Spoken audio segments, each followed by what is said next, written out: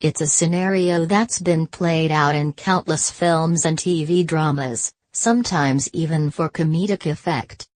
But when it came down to it, nothing could prepare Van den Heuvel for the heartbreaking discovery he made while working nights for a small local newspaper. After all, there's no script to help you navigate finding your partner having sex with someone else after you decide to swing by home to kiss my wife and son while they were sleeping and tell them I love them. During a break in his production schedule, Ira was told to drop off some flyers to a facility near enough his home to allow him to swing by and check in on his young family. I was smitten with my family and hated working at night. Especially the part about being away from them, he admits on Quora.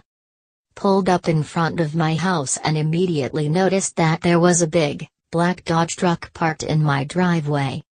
This truck was not recognizable as belonging to anyone I knew, so I double-timed it to the front door out of concern for a possible intruder. He continues, once at the front door, I could clearly hear sounds from the master bedroom window next to the door. Sounds I recognized as my wife whilst engaged in coitus. But with some other dude grunting and moaning along. What to do, what to do? Noticing that the front door was ajar, I sprang into action. Gently as was prudent, I kicked the door the rest of the way open and said loudly, "Honey, I'm home," in a really sarcastic tone. The ensuing chaos was mildly hilarious. A blur of naked male cheeks streaked from my bedroom to the bathroom, then closed and locked the door. I looked in the bedroom at my wife. She was sitting up in the bed covered neck down with a sheet, sobbing and saying she was sorry over and over. I said as calmly as I could, "I'm going to see your guest out, then I have to get back to work. For now, be a mother to our son. We'll talk in a few hours." Then, I picked up a pair of pants from the floor that was obviously not mine and closed the door, my wife now becoming slightly hysterical. I knocked on the bathroom door and said as gently as I could, "Say man, I have your pants out here. Open up a bit and I'll pass them through. Then get the FK out of my house." He opened up a wee bit and took his pants from me.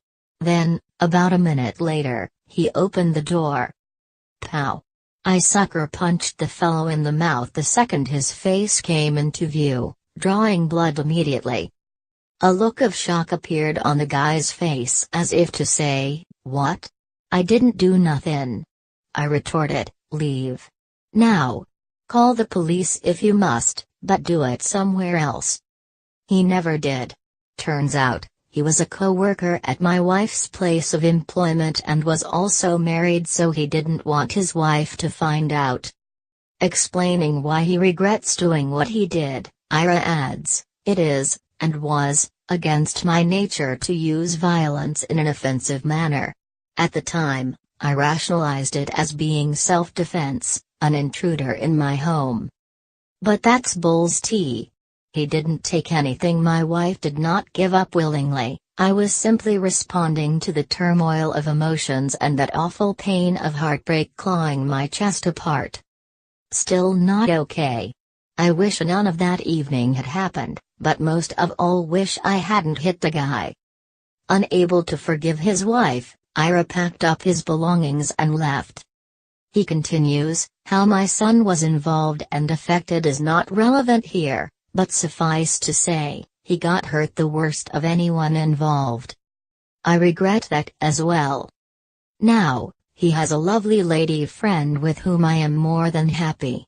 A decent job, a home, a family. Not proud, not ashamed.